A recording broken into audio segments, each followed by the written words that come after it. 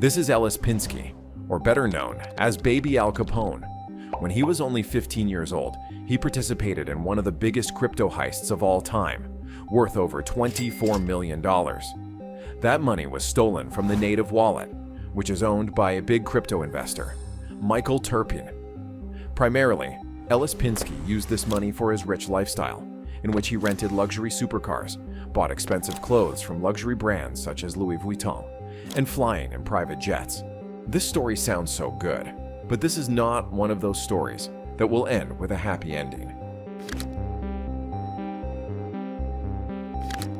From a young age, Ellis Pinsky was fascinated with technology, so he constantly explored the world of programming, coding, and of course, hacking.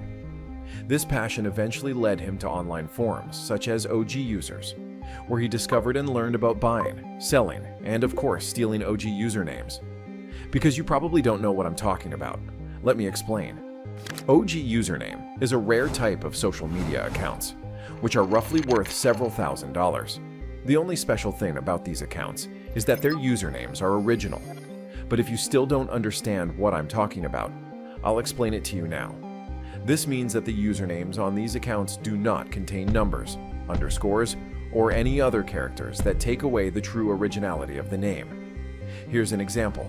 If you want to log into an Instagram account with the name Instagram, you wouldn't succeed because that's the original name that is already taken, but you could log in with the name Instagram or Instagram 123, or any combination like that. These accounts are in high demand in certain markets on internet, and when Ellis finds market like that, he'll immediately connect to it. The thing is, hacking this amount of money, in this case $24 million, it requires a takeover method, which is known as SIM swapping. SIM swapping is a technique where hackers convince the phone company to change the number from the victim's phone to a SIM card they own, so that they get the access to reset the passwords and receive two-factor verification codes with the stolen phone number. After some trial and error, and a lot of research and networking, Pinsky came to the group of SIM swappers, just like him. Among them, he met his new best friend, Nick Truglia. They started working together on big singing targets. Nick was getting phone numbers and handling the doxing side of things, while Pinsky was the one who actually called and was responsible for getting access to the accounts. Together, they made a great team, and with just a few more people, they would be unstoppable. They kept going for bigger and bigger targets until they finally reached Michael Turpin's massive crypto wallet. When they saw his wallet, they started watching and tracking him constantly, trying to collect as much information as possible. And after a lot of research and tracking, they managed to collect enough information to execute and perform a SIM swap. After Ellis' associates broke into Michael's crypto wallet, they even managed to find a wallet with $900 million, but they couldn't access it. They continued to search, and they managed to find a recovery phrase in one of Michael's files. This led them to another crypto vault. In this vault, there was $24 million, which is a lot less than the last one, but still a lot of money. They managed to access this wallet and quickly started transferring money to other accounts. And after a few hours, they managed to transfer and launder all $24 million. Now when they had all that money, they started spending money and living a luxurious lifestyle. Ellis Pinsky started spending incredible amounts of money on renting luxury cars, buying expensive clothes and watches, and even renting private jets.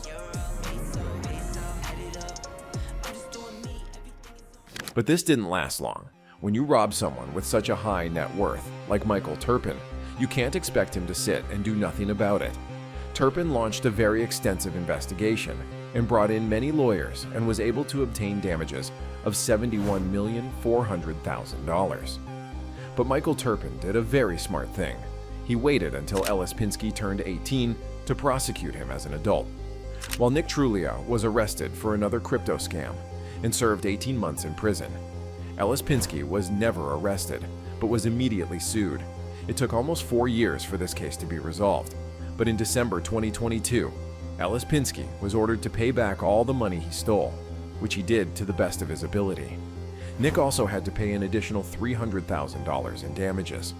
Also, the police arrested some other people who were involved in this heist, but they are not so worth mentioning. They also served 20 and 10 months in prison.